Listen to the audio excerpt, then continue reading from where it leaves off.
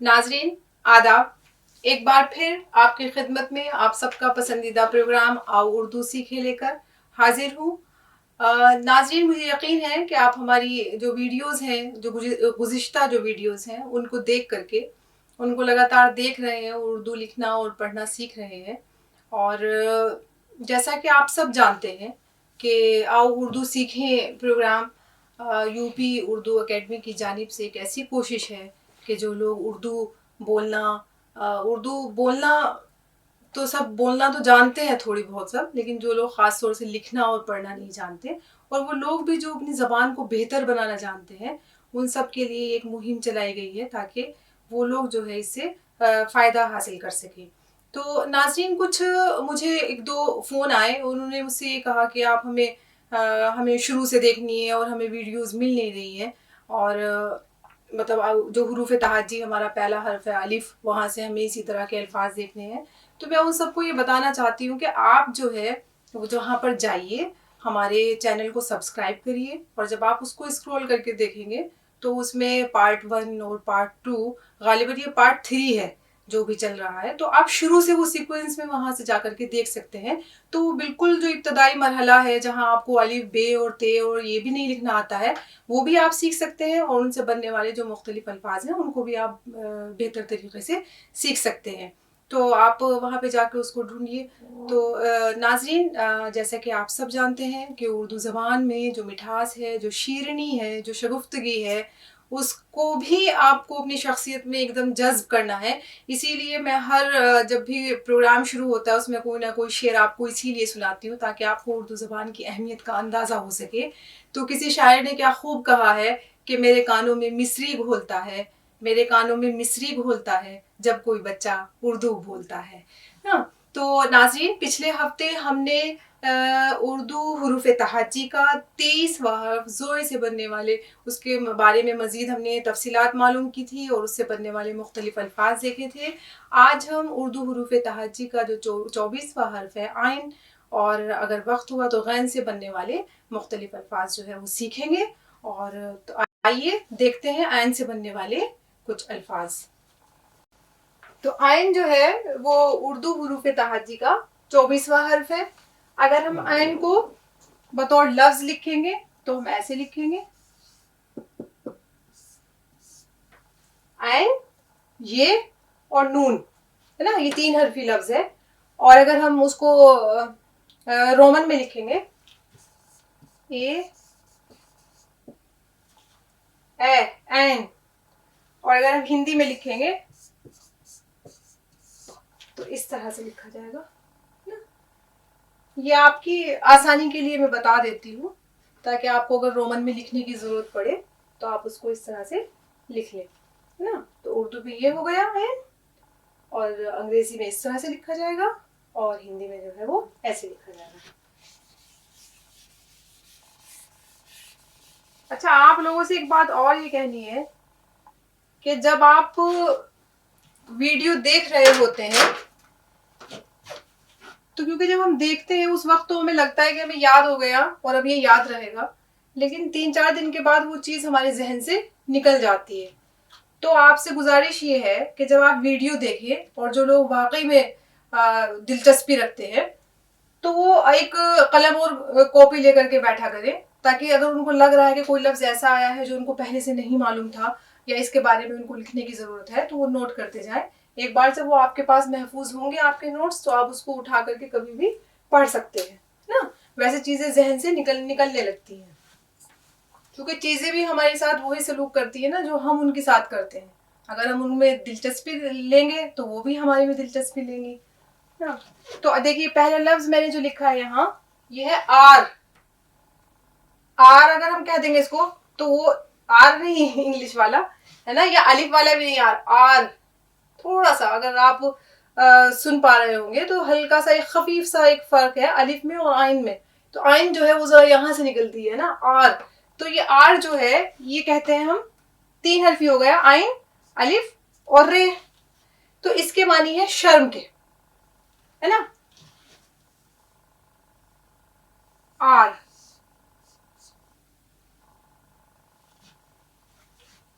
शर्म के माने आर। دیکھیے ایک بہت ہلکی پھلکی سی اقبال کی جو ہے وہ ایک غزل ہے باقی طرح کی بہت شروع کی، تو اس میں ایک شعر ہے کہ نہ آتے ہمیں اس میں تکرار کیا تھی. تکرار یعنی کہ اس میں تو کوئی فساد یا جھگڑا یا کوئی حجت کی بات ہی نہیں تھی، اس میں کوئی جھگڑے والی بات تو تھی نہیں، مگر وعدہ کرتے ہوئے آر کیا تھی. مطلب وہ کہہ رہے کہ اگر محبوب کو نہیں آنا تھا تو اس میں جھگڑے والی کوئی بات نہیں تھی، کم از کم وعدہ ہی کر لیتے، وعدہ کرنے میں کیسی شرم تھی، ہے نا. تو آر شرم. اب یہ دیکھیے عابد، آپ اکثر سنتے ہیں عابد، عین الف بے اور دال، عابد. آر ہو گیا 3 حرفی. اب چونکہ میں 3 حرفی بار بار اس لیے آپ کو نہیں بتاتی ہوں کیونکہ آپ لیٹرز کی جو حرف کی جو علیحدہ علیحدہ پہچان ہے وہ آپ سیکھ گئے ہیں، اور آپ یہ بھی بہتر سیکھ گئے ہیں کہ جب یہاں پہ 1 2 3 4 جب آپ ان کو ایسے کاؤنٹ کریں گے تو آپ کو بہت آسانی سے سمجھ میں آ جائے گا کہ یہ 4 حرفی ہے. تو عابد، عابد کس کو کہتے ہیں؟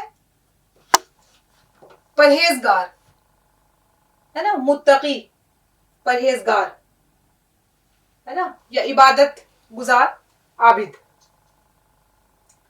اب دیکھیے یہ آپ ہمیشہ سنتے ہیں عادت، ہے نا.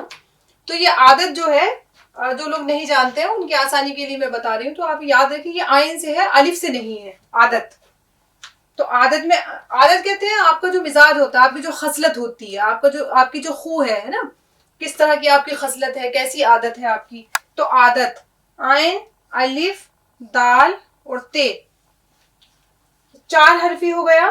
عابد بھی 4 حرفی تھا اور عادت بھی جو ہے وہ 4 حرفی ہو گیا. تو جب ہم اس کو ملا کے لکھیں گے، کیونکہ آئین کا تو آپ کو معلوم ہی ہے، آئین کا تو صرف یہ بچتا ہے جب ہم ملا کر کے لکھتے ہیں یہ والا، تو اس سے ہمیں پتہ چل جاتا ہے کہ یہ آئین ہے. تو جب ہم نے الف اس میں ملایا تو یہ ہو گیا، کیونکہ الف کے بعد جو حرف لکھا جاتا ہے وہ الگ لکھا جاتا ہے، تو وہاں دال آ گیا، اور چونکہ دال کے بعد بھی جو حرف آتا ہے وہ الگ لکھا جاتا ہے، تو یہاں پر تے ہو گیا. عادت ہے نا، یعنی کہ خصلت، خو. تو اس میں دیکھیے منیر نیازی کا پھر سے ایک شعر ہے کہ عادت ہی بنا لی ہے تم نے تو منیر اپنی، جس شہر میں بھی رہنا اکتائے ہوئے رہنا. تو یہ دیکھیے کتنا خوبصورت لفظ ہے دوسرا، عارض.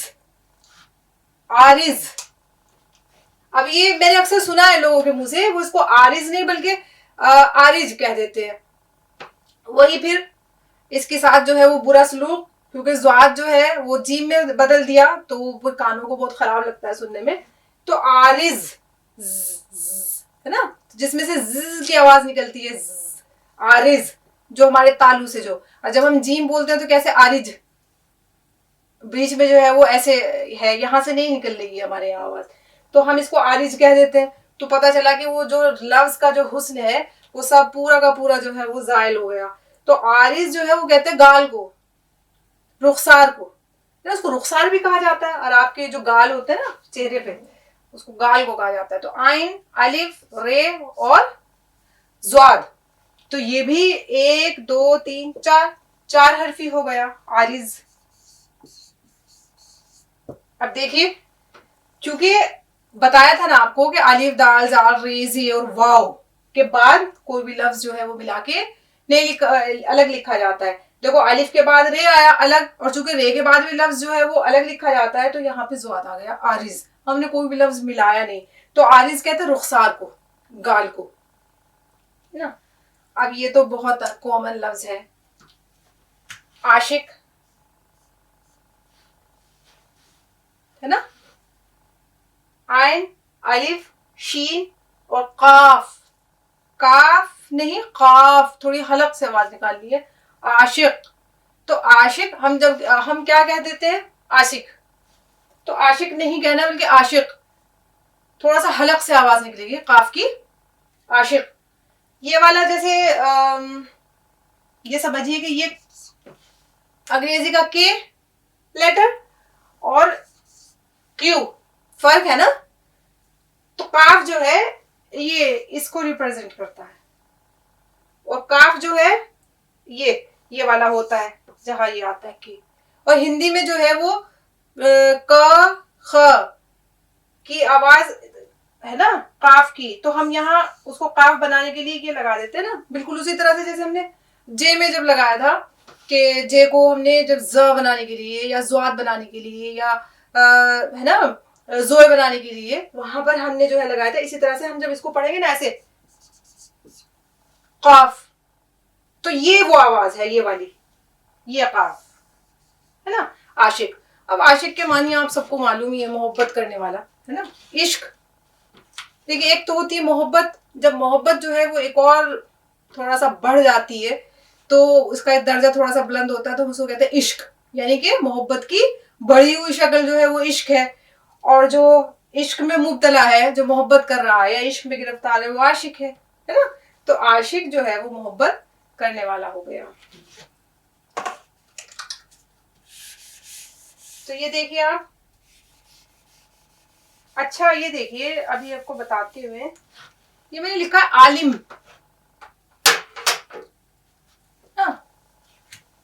आइन अलिफ लाम और मीम, ये 4 हर्फी है आलिम। तो ये कैसे हमें पता चला कि ये आलिम मैं कह रही हूँ? आप ये भी तो कह सकते हैं कि ये आलम है ना।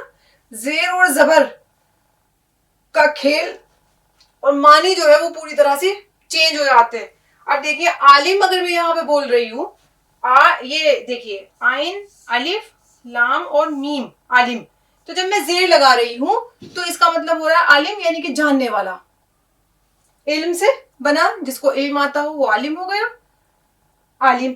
लेकिन अगर मैं यहां जेर ना लगा करके जबर लगा दूं तो फिर आप क्या पढ़ेंगे उसको? आलम।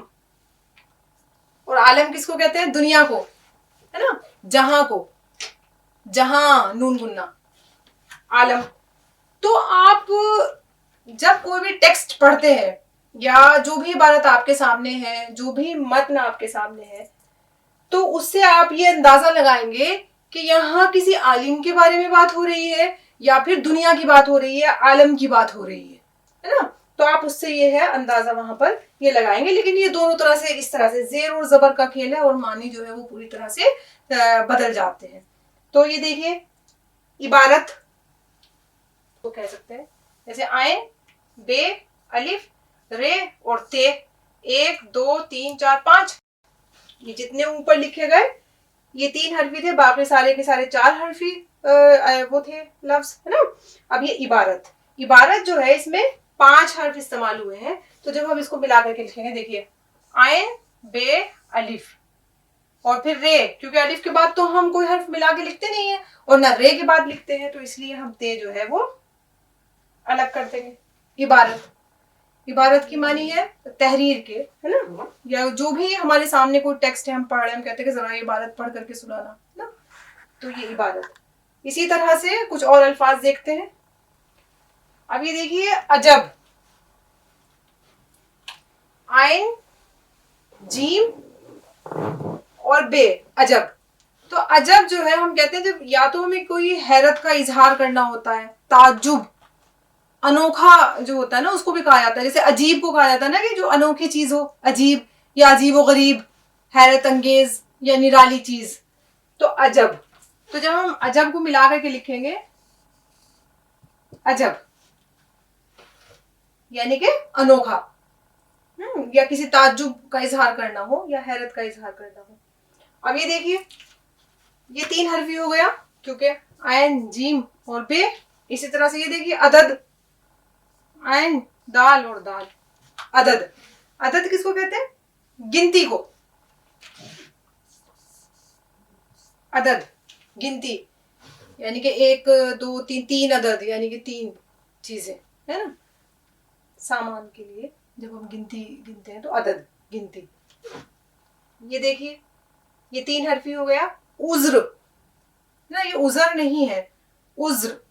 उज्र कहते हैं बहाने को या हीला, है ना, बहाना या हीला बनाना, बहाना बनाना, उज्र। तो जब हम इसको मिला के लिखेंगे उज्र, उज्र पे आप आसानी के लिए समझ सकते हैं कि हम पेश लगा दें, ऐसे लिख दे उज्र। तो उज्र बहाना या हीला। तो आप ये देखिए क्योंकि बताया जा चुका है बार बार اب زے کے بعد جو حرف استعمال ہوتا ہے وہ علیحدہ لکھا جاتا ہے، اس لیے یہ عذر رے جو ہے وہ الگ لکھا گیا. اب عرش، کتنا عرش نہیں ہے، یہ عرش ہے، عرش. عین رے شین ہے نا، سین نہیں ہے، شین ہے، ش شین ہے نا، ایس ایچ، یا یہ ہندی میں یہ والا ش شین. عرش، عرش کہتے ہیں آسمان کو، یا آپ کہہ سکتے ہیں بلندی کو، اونچائی کو، عرش.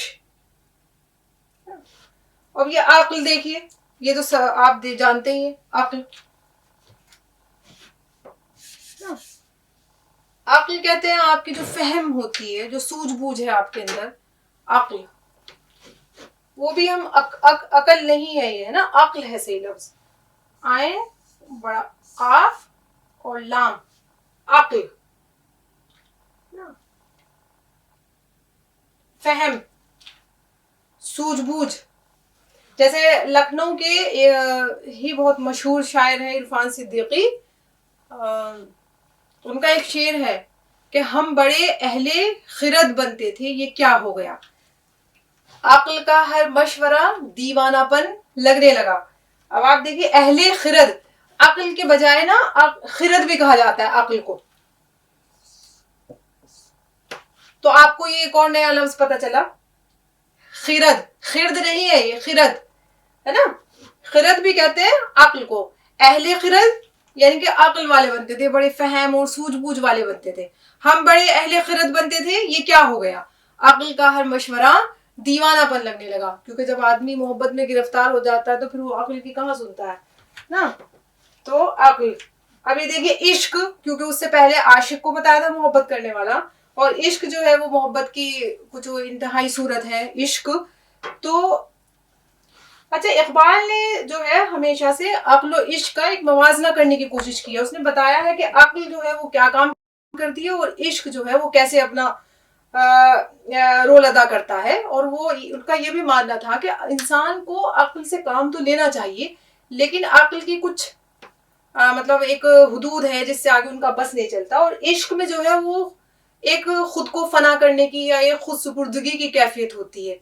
تو اقبال کا ایک شعر ہے کہ عقل عیار ہے سو بھیس بنا لیتی ہے، عقل عیار ہے سو بھیس بدل لیتی ہے، عشق بیچارہ نہ زاہد ہے نہ ملا نہ حکیم، ہے نا.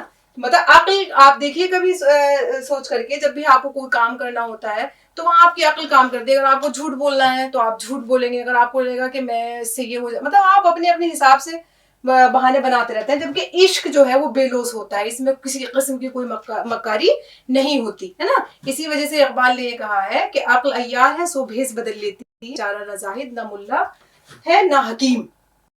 تو اس عشق جو ہے وہ معصوم ہے، اس کے مقابلے میں عقل جو ہے وہ تھوڑی سی مصلحت اس کو آتی ہے، فریبی ہے، پرکار ہے نا. پرکار کہتے ہیں چالاک کو. دیکھیے ابھی کچھ اور لفظ دیکھتے ہیں. دیکھیے اب یہ دوسرا ایک لفظ میں نے لکھا ہے یہاں پہ، عنایت. وہ خوبصورت لفظ ہے. عین نون الف یہ اور تے، 1 2 3 4 اور 5 حرفی ہو گیا.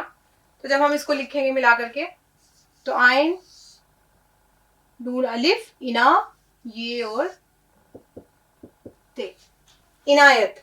اب عنایت کس کو کہتے ہیں؟ مہربانی کو، ہے نا، کسی کے اوپر کرم کرنا، ہے نا. عنایت مہربانی. تو یہ آپ کا، یہ دیکھیے پہلے جو لکھا تھا وہ تھا عدد، دال اور دال یعنی گنتی. یہ واو ہے، یہ ہے ادو. یہ ادو نہیں ہے، ادو. عین دال اور واو 3 حرفی ہے. دیکھیے عین دال اور واو، ادو. ادو کس کو کہتے ہیں؟ دشمن کو، ہے نا. جو آپ کا دشمن ہے اس کو کہتے ہیں ہم ادو، ہے نا. ادو نہیں ہے یہ ہے ادو. صحیح لفظ ادو ہے. تو یہ دیکھیے آپ، دشمن کو کہا جاتا ہے. اسی طرح سے عزت، ہے نا. آپ سب لوگ اس سے واقف ہیں عزت سے، اور یہ عزت ہے نا. یہ عزت آپ کو نہیں بولنا ہے یہاں پہ، جا یہ جے اور جیم کی آواز نہیں نکالنی ہے آپ کو، ز، ہے نا. عزت. آج کیونکہ دیکھیے تشدید کو ہم الگ حرف میں کاؤنٹ نہیں کرتے ہیں نا. اب یہ لکھا کیسے جائے گا؟ حالانکہ یہاں ایک ہی زے لکھا گیا ہے لیکن اس کے اوپر تشدید ہے. تشدید جہاں لگتی ہے اس کا مطلب ہوتا ہے کہ ہمیں وہ 2 بار بولنا ہے. اب دیکھیے جیسے عین زے عزت ہے نا. تو یہ اب ہمیں پتہ چل گیا کہ عزت جو ہے وہ ہمیں یہ ڈبل زے سے ہم نہیں یہاں پہ لکھیں گے، اس کو ایسے ہی لکھیں گے لیکن ہم تشدید لگا دیں گے عزت. اور اگر ہم یہاں ایسے لکھ دیں گے، اگر آپ کو ایسے آ رہا ہو ذہن میں کہ ہم نے لکھا عین زے اور تے، اور آپ کو یہ کہ اس کو ملا کر کے لکھیں تو یہ تو خراب ہو جائے گا نا پھر، کیونکہ ہم اس کو کیسے لکھیں گے؟ یہاں تک تو ٹھیک ہو جائے گا. اور اگر ہم اس کو 2 بار اگر بولیں گے کیا ہو جائے گا؟ عزت ہے نا. تو ہمیں عزت وہیں سے تھوڑا سا ایک نکالنا ہے، تو ہم نے یہاں پہ تشدید لگا دی اور اس کو ہٹا دیا. تو اب صحیح ہو گیا عزت. اور اگر ہم اس کو 2 بار لکھ دیں گے تو یہ عزت تو بیکار ہو جائے گا. یعنی کہ بڑائی، عزت ہے نا، شان. اسی طرح سے یہ لفظ بھی بہت کامن ہے، آپ روز بولتے ہیں آم. اب یہ کھانے والا آم نہیں ہے نا. اور میں نے بہت مطلب اسٹوڈینٹس کو دیکھا ہے جو اچھے خاصی اردو جانتے ہیں، اور جب ان کو آم لکھنا ہوتا ہے تو وہ اکثر غلطی کرتے ہیں اور یہ لکھ دیتے ہیں آم. یہ آم جو ہے جو مشہور ہو ہے نا، عام جو پھیلا ہوا ہو، رسمی عام، یعنی کہ یہ چیز بہت عام ہے، یعنی کہ سب کو معلوم ہے، جو چیز مقبول ہو ہے نا، پھیلی ہوئی ہو، رسمی ہو، جس کو سب جانتے ہو، تو ہم اس کو کہتے ہیں عام. جیسے کہتے ہیں نا عام و خاص، مطلب کچھ ایسے لوگ جو خاص طبقے سے جو تعلق رکھتے ہیں، عام یعنی کہ وہ عوام جو سب میں شمار ہوتا ہے نا، تو عام. تو اکثر جو ہے میں نے دیکھا ہے کہ اسٹوڈینٹس یہ غلطی کرتے ہیں اور وہ عام لکھتے ہیں. اور غلطی دیکھیے آپ سوچ رہے ہوں گے کہ میں غلطی کہہ رہی ہوں، غلطی ہی صحیح لفظ ہے، کیونکہ غلطی جو ہے وہ ٹھیک نہیں ہے. غلطی ہے نا، غلطی نا، غلطی نہیں اس کو پڑھتے، ٹھیک ہے، غلطی. تو یہ عام جو ہے یعنی کہ مشہور. اب یہ دیکھیے عبور. عبور کہتے ہیں کسی چیز میں عبور حاصل ہونا، یعنی کہ مہارت حاصل ہونا. اور ایک عبور کہتے ہیں کہ جیسے ہم نے کوئی ہمارے سامنے یہ راستہ ہے، کوئی دریا ہے، ہم نے کہا کہ ہمیں اسے عبور کر کے جانا ہے، تو اس کا مطلب یہ ہوا کہ ہمیں اس کو پار کر کے جانا ہے نا. تو عبور کے معنی جو ہو گئے وہ اس کے بھی ہو گئے کہ ہمیں کسی چیز پہ اگر دسترس ہے، کوئی چیز میں مہارت حاصل ہے تو ہم اس کو کہتے ہیں عبور. یا پھر کوئی اگر ایسے وہ تو ہمیں دیکھنا پڑے گا کہ یہ لفظ کہاں استعمال ہوا ہے، اس کے کیا معنی جو ہے وہ نکل رہے ہیں. تو جب ہم اس کو ملا کر کے لکھیں گے عبور کو، تو عین بے اور واو عبور. تو دیکھیے اب چونکہ واو کے بعد ملا کر کے نہیں لکھا جاتا ہے تو اس لیے یہاں پہ رے جو ہے وہ الگ ہو گیا. تو یہ ہو گیا آپ کا عبور.